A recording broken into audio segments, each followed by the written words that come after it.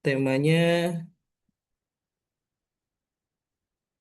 sinkronisasi roadmap, riset dosen, dan tugas akhir mahasiswa. Yang insya Allah nanti tujuannya ya agar mahasiswa yang dibimbing ini bisa sinkron lah dengan pembimbingnya, sesuai dengan roadmapnya. Jadi biar sama-sama gitu ya, sama-sama terarah dan nanti ujungnya untuk pencapaian roadmapnya itu sendiri ya, biar bisa tercapai ya. Oke, mohon maaf sebelumnya untuk Pak Silmi sekarang lagi posisinya di luar ya, jadi tidak bisa mungkin memberikan kata-kata atau Pak Silmi sedang menjenguk Pak Hendra tadi ya informasinya. Semoga Pak Hendra ya, Pak Hendra yang dosen TW ya. Semoga beliau bisa segera pulih kembali ya dan bisa berkarya kembali di kampus kita, Cinta Politeknik Aisyah Bandung. Oke, tanpa berlama-lama, ya, Ibu udah siap, Ibu? Siap, Mangga. Oh, udah siap-siap. Baik, kalau begitu, eh, tanpa berlama-lama kita dengarkan, kita simak, dan nanti apa yang mau kita diskusikan bisa langsung didiskusikan gitu ya. Enggak untuk waktu dan tempatnya, untuk Ibu Dr. Syana, anak Perseba, enggak dipersilakan, Ibu. Ya, baik. Alhamdulillah. Eh, Assalamualaikum warahmatullahi wabarakatuh. Waalaikumsalam warahmatullahi wabarakatuh. Sebelumnya saya izin share screen dulu ya, Pak. Baik, Bu.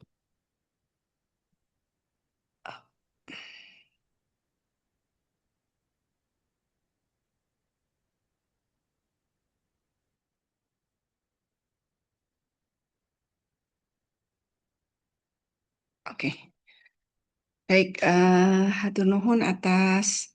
Saya hatur nuhun nggak ya? Sebenarnya ini deg-degan sih, nggak hatur nuhun, nggak jadi.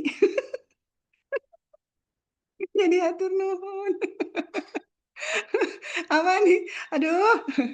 Baiklah, sebetulnya disclaimer dulu, saya sangat deg-degan gitu ya untuk memberikan pemaparan yang judulnya sinkronisasi roadmap penelitian dosen dengan tugas akhir mahasiswa.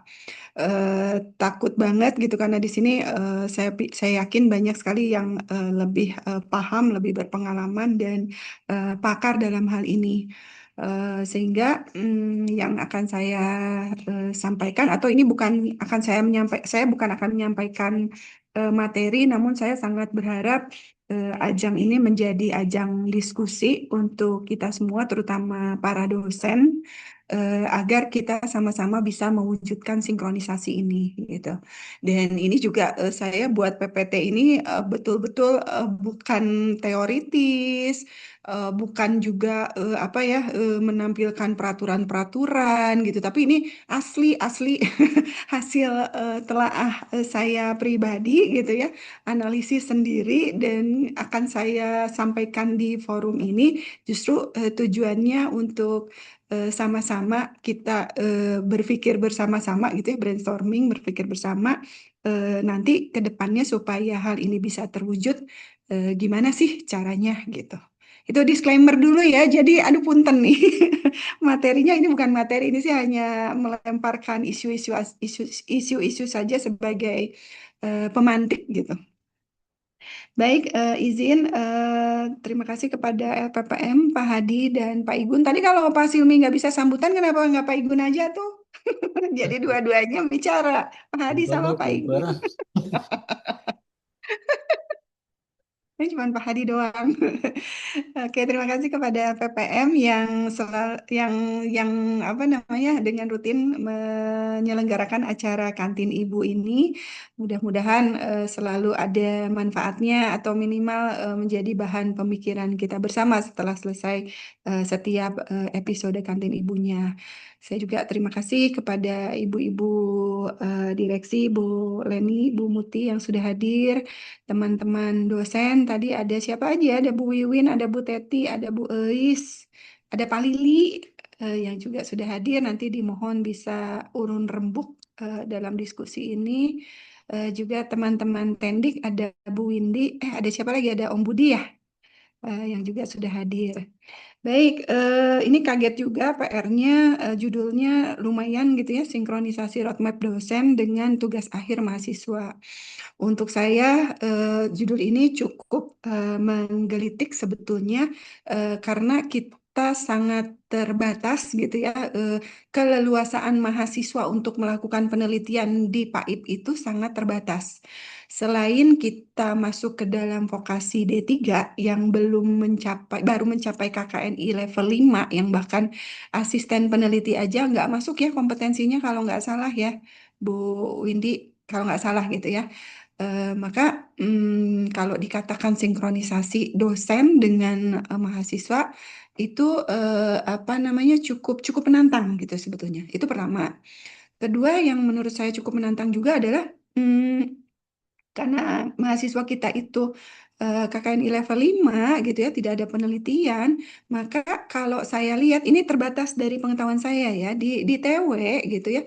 Kalau di TW sendiri itu memang jatuhnya tidak ada penelitian, tapi lebih ke arah laporan kasus gitu. Mereka mahasiswa itu mempraktekkan apa namanya, asesmen, kemudian menentukan metode terapi dan melakukan terapi, dan kemudian hasilnya atau evaluasinya hanya sampai di situ. Tidak ada metode-metode penelitian yang lengkap yang apa diterapkan dalam tugas akhir. Nah, peluang yang saya tangkap justru adanya yang paling besar adalah di administrasi rumah sakit. Ibu Ibu Ars belum hadir atau tidak bisa hadir, Bu Cer barangkali ya. Tadinya saya ingin apa namanya ya, menggelitik beliau untuk bisa sama-sama. Izin dok, saya sama Teh Widi bareng. Wih. Kembar dempet nih. Oke, ya udah. Kebetulan saya mau menggelitik Bu Cer nanti. Kayaknya Ars nih yang paling punya potensi untuk melakukan sinkronisasi ini gitu. Yang punya potensi kedua adalah radiologi, karena di radiologi itu saya lihat tidak semata-mata apa ya, semacam semacam laporan kasus gitu. Kalau di radiologi lebih luas cakupan TA-nya gitu. Karena kemarin waktu kita sama-sama, siapa ya, Bu Leni, Bu Surya, kita lihat ada mahasiswa boleh membuat temuan baru, misalnya untuk alat fiksasi, atau kemarin untuk alat membaca ronsen tuh apa namanya, neon box, bukan neon box, apa sih namanya itu ya, Viewing itulah. box, Itu gitu. viewing box ya dok, Eh, apa apa viewing Pak? box, viewing box atau ledcast, Itu Pak, neon box mah yang buat jualan toko di depan itu. viewing Paham box. kan Mbak Lili? Itu lalit saya. Ini karena Pak Ip lagi bikin neon box soalnya buat di fasad orange-nya, jadi ingat neon box. Ya itu. Jadi kalau dua prodi itu sebetulnya sangat terbuka luas kesempatan, namun di TW sendiri agak terbatas, kecuali nanti misalnya Bu Teti nih sebagai Kaprodi mau sedikit membuka diri, atau nggak tahu ya, boleh nggak sih secara dari kolegium kalau hasil TA-nya tuh nggak harus melakukan hal itu gitu. Dari tadi cover terus. Oke, kita maju. Eh, itu ya tadi brainstormingnya, PR untuk kita semua gitu, sebagai pendahuluan, atau di mana sih kesenjangannya gitu ya. Jadi dari judul ini, oh kesenjangannya seperti itu. Baik, ini tujuannya Bapak Ibu membangun ekosistem ya, membangun ekosistem penelitian berkelanjutan. Jadi nggak dalam jangka pendek saja, tidak hanya satu orang dosen saja, tapi juga itu tadi ada ekosistem yang luas, kemudian berkelanjutan karena berjangka panjang. Kemudian juga kalau ada kolaborasi ini bisa membuat efisiensi seperti apa mungkin nanti kita bahas di belakang. Kemudian juga selanjutnya ada tujuannya untuk meningkatkan kualitas luaran Tridharma. Baik, dari tujuan ini ada beberapa keyword yang akan saya tampilkan. Bapak Ibu mangga nanti bisa menyumbang saran, dan kalau ada koreksi juga silakan. Dari tujuan ini kita lihat tadi ya, ada ekosistem, ada berkelanjutan, efisien, dan juga kualitas luaran. Nah, ini untuk ekosistemnya seperti apa sih gitu ya? Penelitian dosen itu, ini menurut saya ya, mangga Bapak Ibu nanti bisa mengkoreksi. Penelitian dosen itu menurut saya bukan semata-mata hanya penelitian satu orang dosen melakukan penelitian, atau kita lihat di PAIP deh, satu orang dosen punya ide, membuat proposal, melakukan sempro, udah di ACC, penelitian, laporan selesai gitu. Tidak hanya seperti itu, tapi penelitian dosen ini bisa menjadi ekosistem yang besar gitu ya, karena melibatkan berbagai hal dan juga mempunyai tujuan yang tujuan yang komprehensif dan berjangka panjang. Seperti apa misalnya penelitian dosen itu sudah jelas di peraturan yang dibuat oleh BAK ya, bahwa sesuai penelitian dan PKM dosen itu harus digunakan pada mata kuliah yang diampu gitu, sehingga diharapkan penelitian dosen ini materinya atau topiknya atau temanya itu bisa linear dengan mata kuliah yang diampu. Nah, itu nyambung satu ya ke pembelajaran. Selanjutnya kepakaran. Penelitian dosen ini juga diharapkan dalam roadmap Bapak Ibu semua itu akan terbaca jelas bahwa Bapak Ibu mempunyai kepakaran di satu bidang tertentu. Kenapa harus begitu? Supaya nanti kita semua yang menjadi dosen di PAIP ini sudah mempunyai cita-cita jenjang karir yang jelas. Semoga semuanya menjadi guru besar. Amin. Karena untuk menjadi guru besar ini, itu harus sekali kepakarannya itu terbina dari awal. Dari mulai asisten ahli, lektor, lektor kepala, sampai hingga kemudian di ujung menjadi guru besar. Kepakarannya itu harus linear. Teu kenging aclok-aclokan sapertos pocong, cenanya gitu. Nah, ini kemudian selanjutnya, itu untuk JAD ya. Ini untuk target luaran. Ini target luarannya juga penelitian dosen itu sudah harus kita pikirkan, bukan hanya jenjangnya gitu ya. Kalau tadinya kita yang jurnal jurnal penelitian yang belum terakreditasi, kemudian kita nanti mentargetkan, kita men-challenge diri sendiri. Makanya didinya wae gitu ya, tanpa tidak terakreditasi, yuk kita naik kelas yuk, nyoba yuk yang Sinta 5 dulu gitu ya, naik Sinta 3, naik Sinta 2, kemudian bisa Sinta 1 gitu. Nah, itu target luarannya itu juga tadi nanti nyambung dengan kenaikan jabatan kita seperti itu ya. Ini juga nyambungnya dengan kenaikan jabatan, ini juga harus kita program. Makanya kita perlu sekali membuat roadmap penelitian yang akan terlihat gitu jenjangnya. Makin lama makin naik. Nggak terbatas di dasar aja gitu ya, tapi terus naik, terus naik, terus naik. Seperti itu.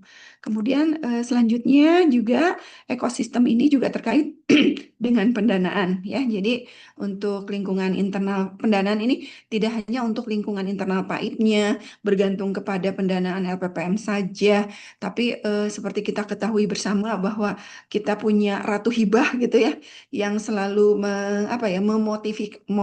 memotivasi kita untuk ikut hibah setiap tahunnya gitu ya. Itu juga untuk kita bisa mencari pendanaan yang bukan hanya dari internal saja dan dengan jumlah yang terbatas, tapi juga kita bisa mendapatkan pendanaan eksternal yang jumlahnya luar biasa.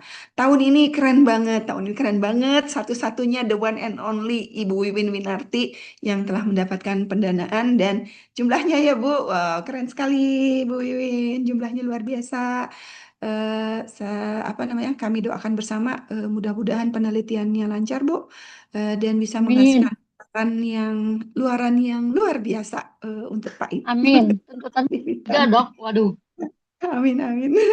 Teman-teman yang lain juga diharapkan nih, mudah-mudahan nanti ada kesempatan kedua ya untuk hibah ini. Semoga yang lain yang sudah bikin proposal juga bisa lolos. Ini yang saya bayangkan Ibu Bapak, ekosistemnya seperti ini. Tapi saya yakin bahwa Ibu Bapak pasti punya ide lain gitu ya, ada ekosistem lain yang muncul di bab ekosistem ini. Kita lanjut dulu aja ya. Kemudian bab berkelanjutan. Jadi berkelanjutan itu penelitian ini bukan hanya ini 1 tahun kita melakukan penelitian ini, yang penting adalah penelitian gitu. Yang penting adalah luaran tahun ini untuk ngisi BKD. Nah, saya yakin dengan adanya roadmap ya sejak tahun 2019 kalau nggak salah, Bapak Ibu semua kita sudah sama-sama berusaha untuk membangun roadmap penelitian.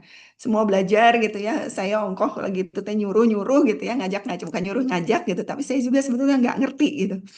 Nah, jadi alhamdulillah nih di episode atau di edisi kedua roadmap kita kelihatannya ini udah keren-keren banget roadmapnya.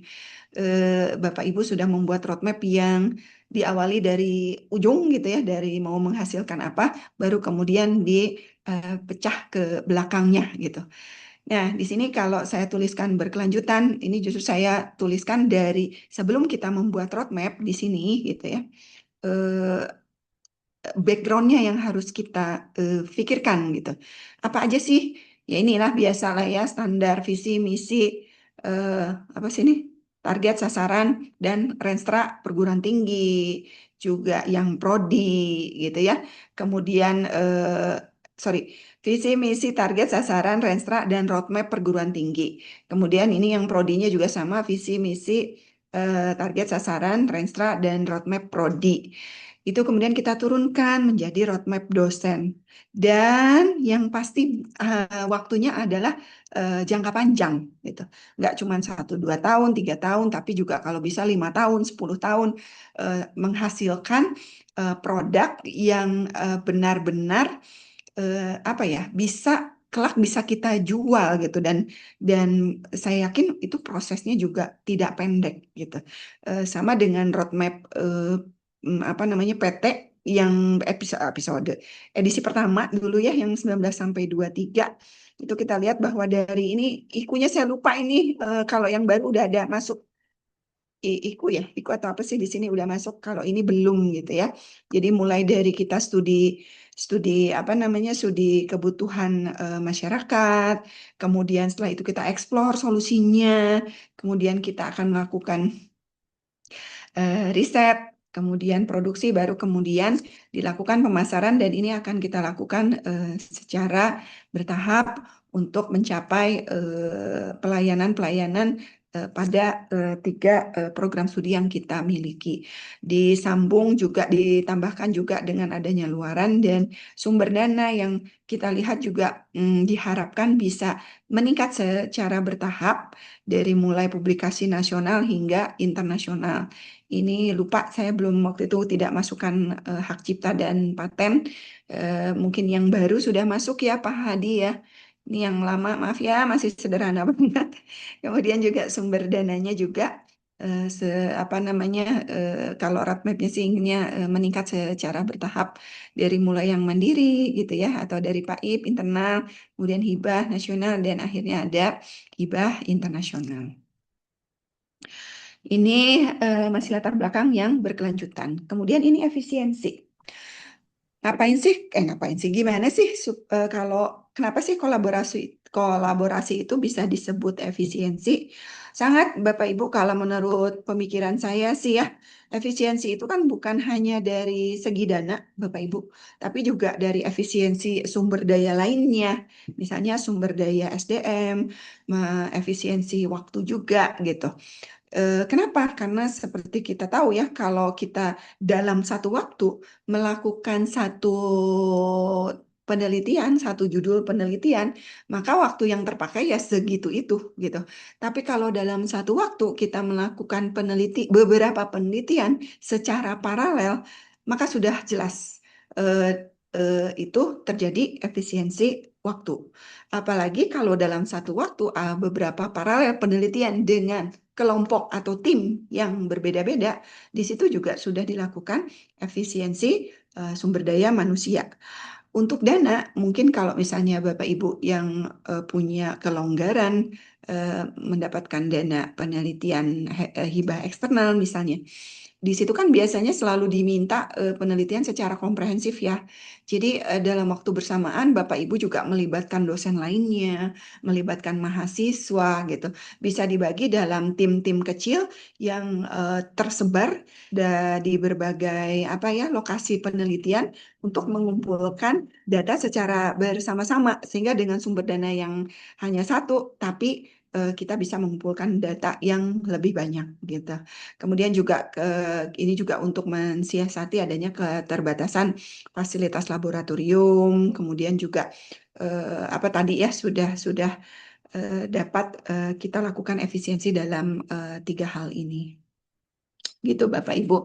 Selain itu untuk SDM ini ada tambahan ini di tugas akhir mahasiswa itu tidak hanya sekali di tahun ini saja gitu ya. Misalnya di 26 aja gitu, tapi kita bisa berkelanjutan di 27 kita masih bisa meminta mahasiswa untuk melakukan penelitian dengan topik yang sama, tapi dengan apa namanya subjek yang berbeda gitu.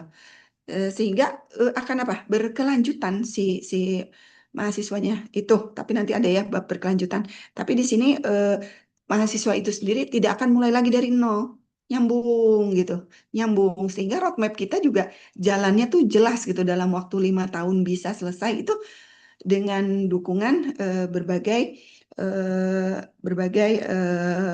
apa namanya channel di dalam ekosistem penelitian kita ini. Oke, kita lanjut ini yang kualitas luaran. Untuk kualitas luaran, Bapak Ibu, kalau yang terbayang oleh saya gitu ya, kalau kita sedang membaca luaran-luaran atau artikel-artikel dari jurnal-jurnal yang berkualitas, Bapak Ibu bisa melihat gitu ya, di artikel tersebut itu luar biasa, Bu. Bapak, eh, metode metode penelitiannya itu enggak enggak cuman cross seksional yang datang sekali lempar kuesioner ngambil data selesai, enggak gitu ya. Mereka itu ada yang kohort, perhatikan, kohort prospektif. Ada nggak yang ada nggak? Ini ada loh yang sampai misalnya 10 tahun, 20 tahun dengan subjek penelitian yang ribuan gitu. Itu luar biasa. Nah, kita nggak usah sampai kayak gitu juga sih. Tapi kalau kita bisa melibatkan teman-teman mahasiswa dari apa namanya selama berkali-kali berperiode-periode, maka kita juga bisa menghasilkan penelitian kohort sepanjang 5 tahun misalnya. Itu keren banget. Itu keren banget kalau menurut saya. Ya, Eh, kalau seperti itu maka peluang kita untuk publikasi di jurnal yang hebat ya, yang bereputasi itu menjadi lebih besar peluangnya. Insya Allah ya, insya Allah. Amin, amin. Seperti itu. Ya, itu akumulasi akumulasi data. Demikian juga standarisasi metodologinya. Nah, ini juga menghemat sebetulnya efisiensi. Kita punya satu set kuesioner nih. Kalau kita gunakan sekali doang gitu ya, sementara dalam sekali itu kita harus harus melakukan validitas, reliabilitas instrumen gitu kan. Itu sayang, kepakainya cuma sekali gitu. Maka, maka kalau kita melakukannya berulang kali, dipakai lagi, itu lebih efisien sekali validitas reliabilitas instrumen itu apa namanya data yang bisa kita dapatkan itu jumlahnya lebih banyak. Dan tentu saja untuk data yang lebih banyak itu apa namanya koefisien alfanya juga lebih baik gitu ya. Ini aduh maafkan ya, tolong dibetulkan Bu Leni. Nih Bu Muti, Pak Silmi ini yang baru pada selesai pasti lebih paham mengenai metode-metode dan teknik-teknik penelitian. Oke, kemudian draft publikasi lebih cepat gitu ya. Ini bisa dilakukan bertahap Bapak Ibu. Jadi Bapak Ibu kalau misalnya kita membimbing mahasiswa dan kita memotivasi mahasiswa itu untuk melakukan luaran gitu ya, maka secara periodik kita akan mempunyai publikasi setahun sekali. aduh punten ini bukan bukan ujub, tapi saya bangga sekali sama ada satu mahasiswa TW namanya Yurika gitu. Dia itu nggak saya suruh apa saya suruh ya? Saya suruh deh, saya cuma suruh karena dia memang hasil penelitiannya bagus dan kebetulan saya menjadi pembimbingnya dan kebetulan lagi dia secara inisiatif menggunakan Kamisi by PHBS yang telah dibuat oleh dosen-dosen TW itu sebagai metode terapi yang dia gunakan untuk pasien terapi wicara. Sehingga saya mendorong Yurika setelah selesai untuk apa namanya melakukan publikasi di jurnal Teras Kesehatan. Nah, yang dilakukan oleh Yurika itu dapat mengisi celah roadmap penelitian kami di Kamisi by PHBS. Dia mengisi celah efektivitas Bapak Ibu di situ. Jadi kan si Kamisi by itu contohnya kami membangun dari awal. Bu Neni membuat gambar, kemudian Bu Ois dan Bu Teti membuat narasinya.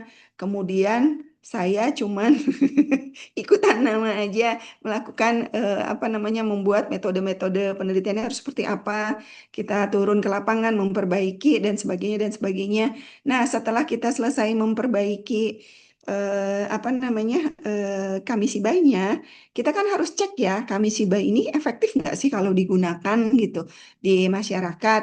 Maka kami berpencar satu roadmap ini, saya, Bu Neni, Bu Teti, dan Bu Eis itu berpencar masing-masing apa ya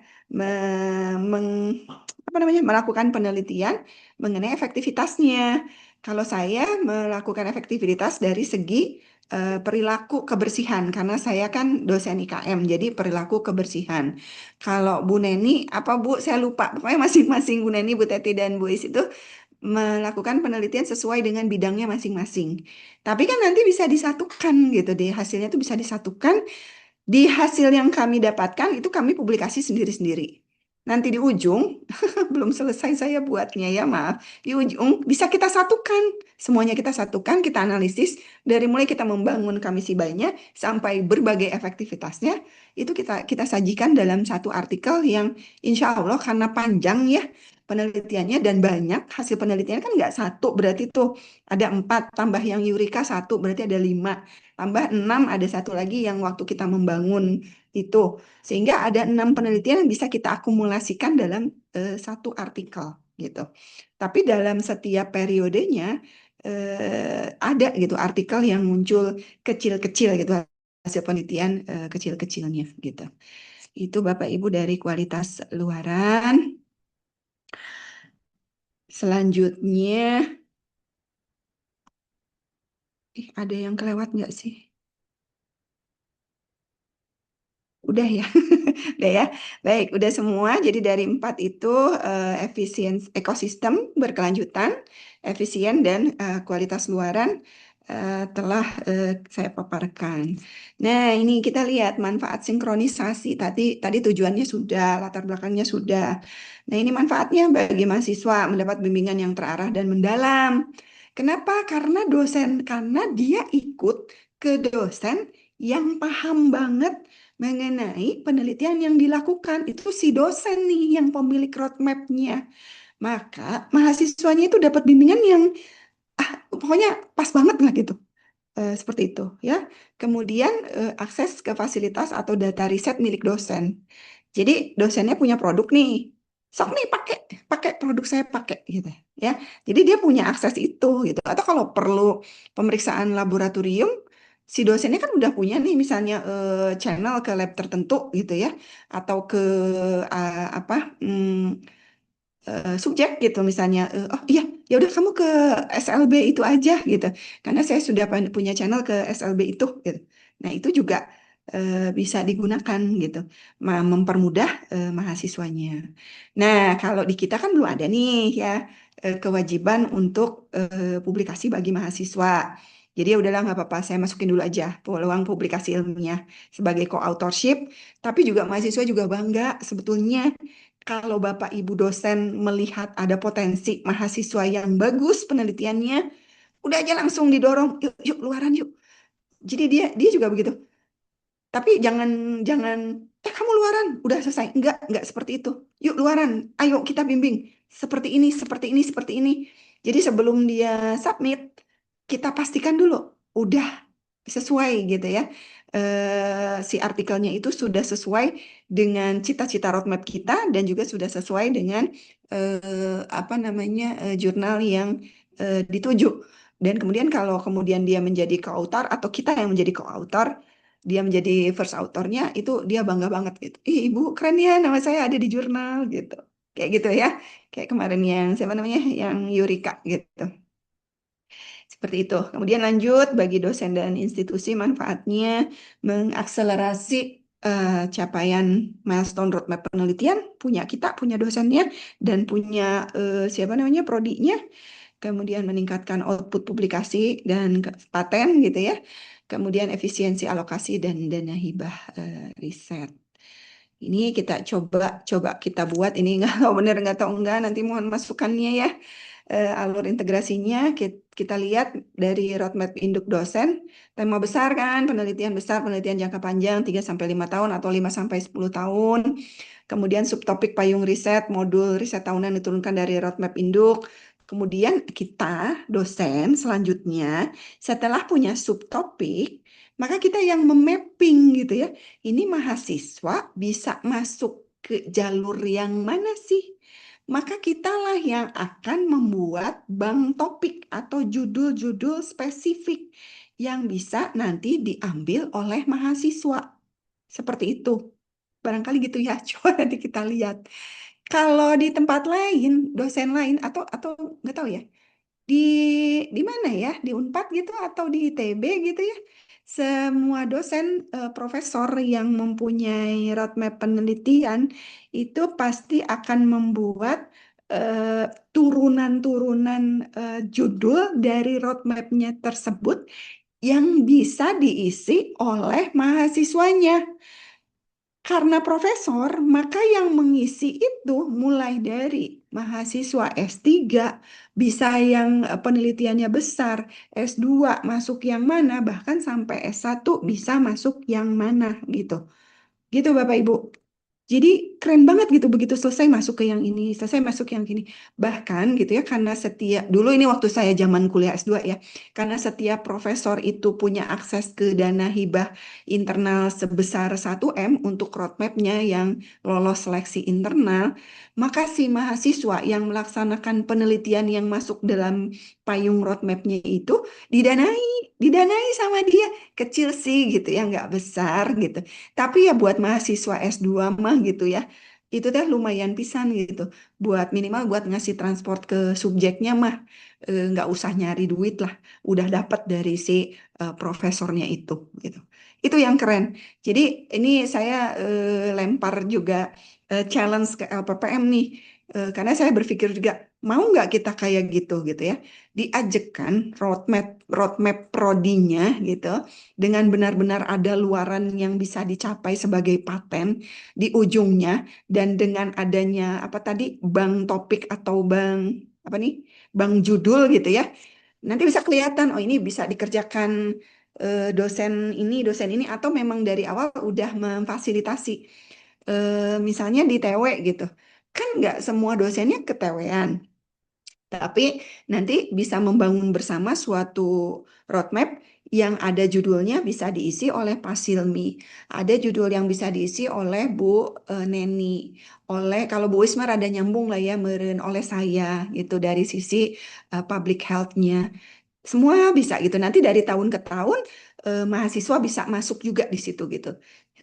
Apa namanya menggunakan misalnya di awal menggunakan asesmennya, di tahun kedua menggunakan metodenya, terus sampai di ujung nanti di tahun ke-5 atau ke-10 kita sudah bisa membangun digitalisasi asesmen asesmen asesmen gangguan tumbuh kembang pada balita secara digital gitu misalnya itu.